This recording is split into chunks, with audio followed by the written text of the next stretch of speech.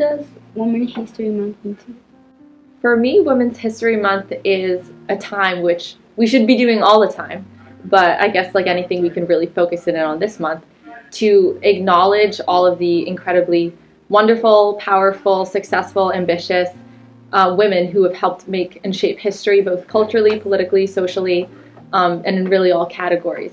So to celebrate the women who have done great things, both in the past and now, but also to acknowledge the struggles that women face all across society and all over the world, in different categories, both economically, discriminated against, racially, socially, and to try to undercut a lot of those societal hardships that women have to undergo. So it's both a time of celebration, but also to remember that we have a lot of work to do. Do you have any female role models? Yes, so I have a couple. So first, I think like most people have been asking, my mother. My mom is probably my first role model because she came to the United States from Ecuador when she was around like 30 years old and came here not really speaking the language, had to learn, and her whole family, and coming without her mother because her mother passed away. And my mom has just, despite not being able to graduate high school or go to college, has been able to really make a great life for herself and has undercutted the importance of education for me and everything we've done my whole life, and is really the main reason I am and how I turned out is my mom, like most of us. So my mom's my main role model.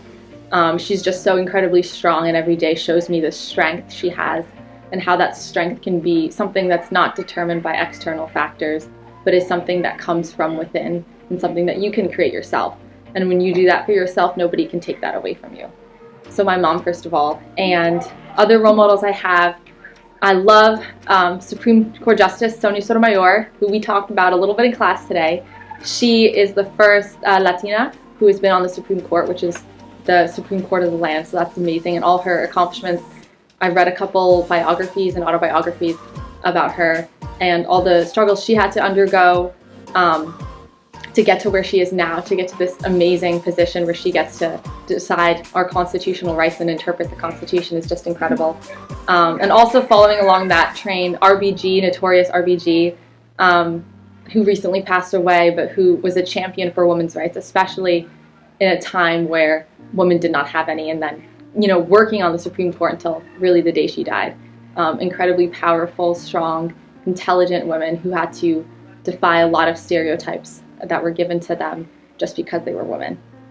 What accomplishments are you most proud of? I'm most proud of, I guess, a couple things. The first thing is I'm from where I grew up, we're actually really close to here, like 5 minutes away from CAPS, and growing up in a household where we were a low-income household, parents who didn't go to college, and I used education as kind of a motivating factor my whole life, as the thing that was kind of the salvation to and answers to a lot of problems going on, and being able to use that and have that motivation and getting accepted into Yale University, which is kind of life-changing for me, being able to be in a place with so many different minds and exposing myself to so many different high-level concepts and knowledge and just people who are incredible and who have helped me become a more confident person, and to get me where I am now as a teacher here at College Achieve Patterson, a job which I love so much, being able to talk to you guys and reach you guys every day,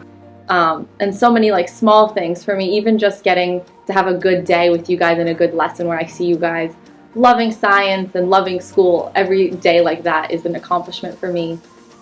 Especially now that we're starting the robotics program, getting to see especially women in STEM and women in science and technology is super amazing, getting to inspire this new generation of women. So anytime I think I can reach you guys and make some sort of an impact on your hearts, anytime that happens is a great accomplishment for me. Do you have any advice for the next generation of women? Yes, so a lot of stuff that I'll distill into a couple kind of truisms I tell myself. Something I've always done my entire life is sometimes we lack confidence, we lack self-love, and it's hard to make the choices for ourselves that we need to do to be the better people. So what I always like to do is when I'm nervous or scared about anything, which I know we feel a lot in varying ways, I like to do it for my future self. So I like to tell myself whenever I don't want to do something, maybe I think it's too hard, too difficult, or maybe I just feel like I can't do it right now, I tell myself that I'm doing it for my future self. Because maybe right now I'm not ready right now, but I want to set my future self up for as much success as possible. And now that I'm older, I've even translated that a little bit into doing it for my future daughter.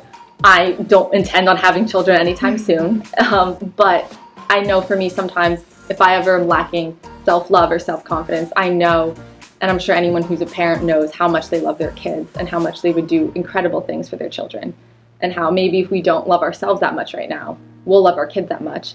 And if we do this for our future daughter, I pretend any decision I make that's a big one, like would I want the same for my future daughter? And if the answer is no, then I shouldn't want the same for myself, because I'll be an example for my children one day. So advice would be, in short, if you are struggling right now, or if you feel like you're lacking confidence or can't do anything, pretend like you're doing it for your future self, and that future self will thank you so much later that you had the strength to just grab onto whatever courage you had and to kind of just take the plunge and do it. Sweet. Any other questions?